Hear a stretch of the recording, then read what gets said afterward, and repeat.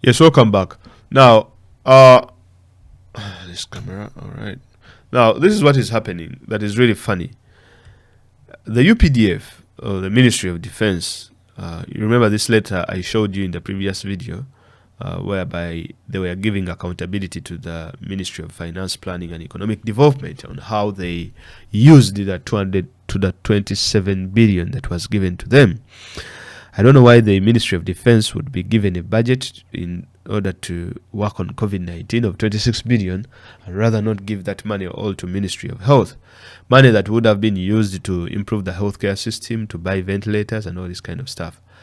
All of a sudden, this is what the UPDF comes up with.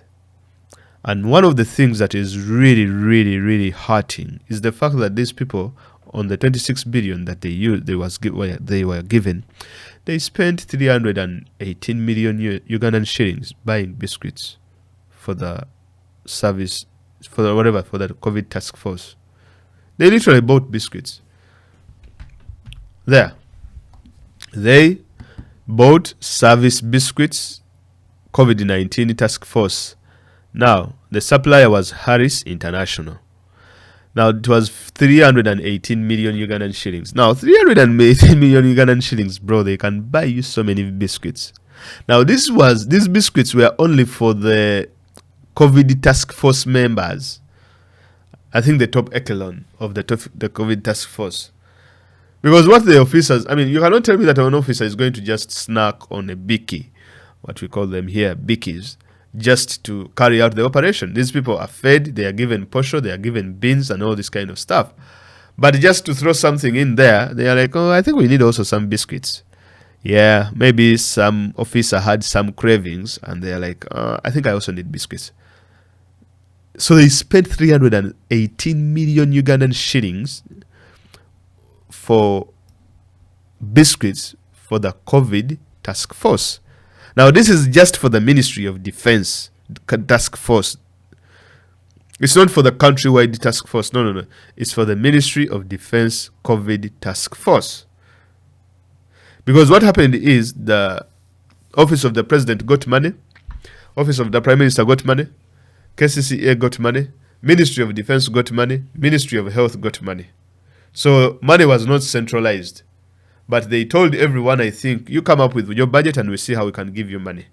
And then the Ministry of Defense, of all things, they came up with, okay, guys, I think we need some biscuits. And not biscuits of 45 million, because every biscuit is like $1. They're like, no, we need those high-end ones. Whatever. I think they must have imported them as well. So they ended up spending 318 million Ugandan shillings. Now, what is interesting is when I tried to research about the suppliers, Harris International, the one who supply this thing, so-called biscuits. Now, this is what I found. It says, Riham, which is under Harris, donates towards the fight against COVID-19. In light of the outbreak of the virus, Harris International Limited, manufacturers of Riham products, have taken the initiative to contribute to COVID-19 National Response Team led by the Ministry of Health to combat the challenges faced in the fight against the virus. Harris International has contributed a fully equipped ambulance and 1 million Ugandan shillings, 100 million Ugandan shillings, and 100 boxes of water and biscuits towards the cause. Uganda, like many nations across the world, has been pooling resources and amalgamating strategies with various institutional stakeholders to ensure that the country builds an impactful shield against the growth of the virus. Now, what you see here, this is the ambulance that these guys donated. This is the check of 100 million. And that's it. Those are the CEOs donating and handed over to Ruhakana Rugunda. Now, I don't understand. The biscuits, the money that UPDF accounted for, is it the one that, because I tried to look online for this tender, the date when it was advertised or something of that sort. I couldn't come across it. I couldn't find it. And it's been frustrating that they can't find that information online. But then, of course, Riham, it is a business entity, and they have a right to donate whatever they want. But what doesn't add up is the fact that they donated the 100 boxes of water and 100 boxes of biscuits towards the cause, as well as an ambulance. Of course, an ambulance in Uganda can go for like, what, 200 or 100 million. That is worth 200 million Ugandan shillings that was donated in terms of an ambulance, and then cash of 100 million. That is around 200 million, let's say.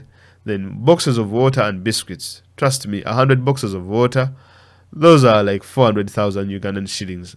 Biscuits, 100 boxes. I kid you not, I don't think that exceeds 2 million. Now, what sort of biscuits did the military buy that is 314 million Ugandan shillings? What was the unit price of every biki?